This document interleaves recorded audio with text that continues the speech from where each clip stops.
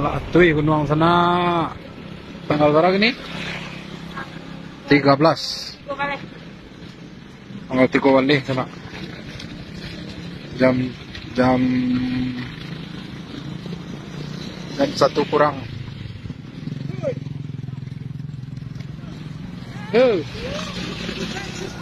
Jam 1 kurang sana. Wuih.